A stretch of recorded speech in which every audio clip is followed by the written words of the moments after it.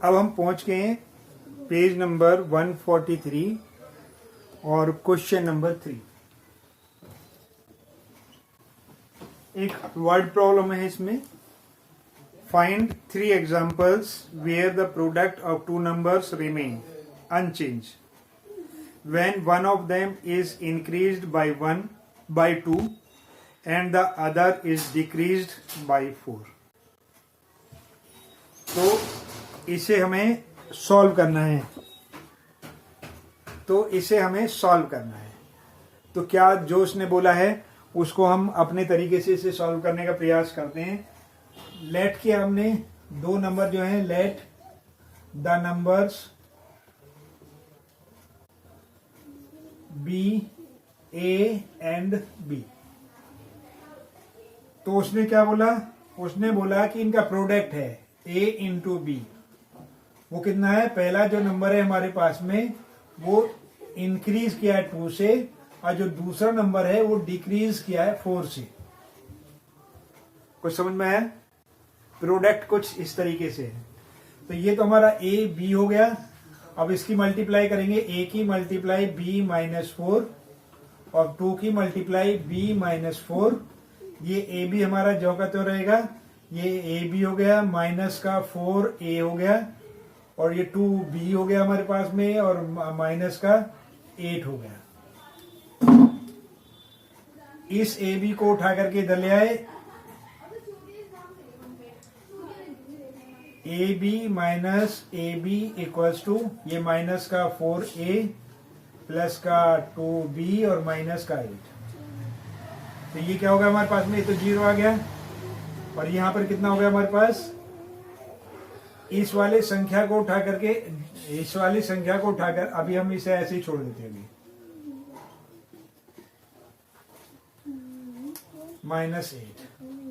अब इस वाली संख्या को उठा करके इधर लेकर के आएंगे।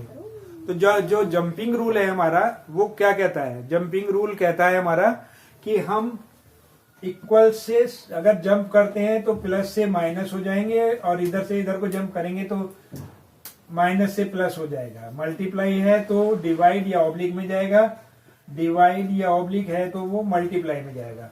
और अगर ये न्यूमरेटर अपॉन डिनोमिनेटर के रूप में लिखा हुआ है तो जो न्यूमरेटर है वो डिनोमिनेटर हो जाएगा, n है वो d हो जाएगा, जो d है वो n में बदल जाएगा, यानी कि वो न्यूमरेटर हो जाएगा।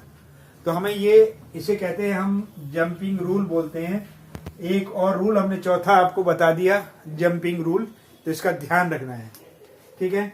तो अब ये हो गया, आप जंप करेंगे, इधर जंप करेंगे तो ये माइनस का है प्लस का 4a हो जाएगा, फिर ये कितना हमारे पास में माइनस का 2b हो जाएगा, और ये माइनस का 8 है। अब हमने क्या काम किया, इसको यानी कि पूरे के पूरे को 2 से डिवाइड कर दिया, तो ये कितना होगा 4a/2 माइनस 2b/2 माइनस का 8/2। तो ये कितना होगा 2a minus b equals to minus का 4।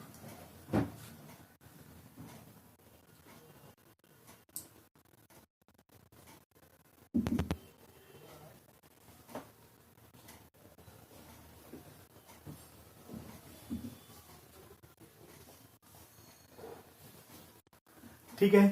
तो अब हम क्या कर लेते हैं, इसको इधर ले जाते हैं और इसको इधर।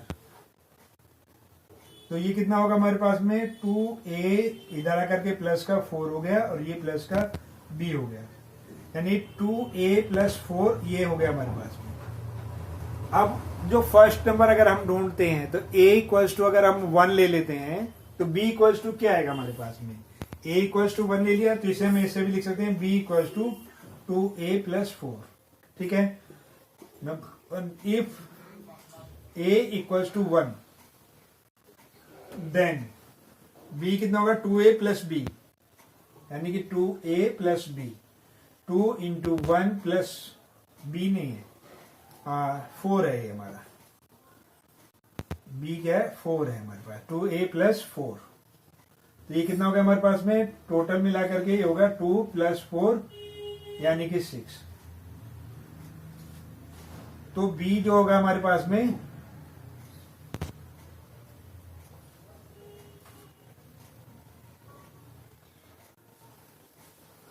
इसे दोबारा ही समझ लेते हैं।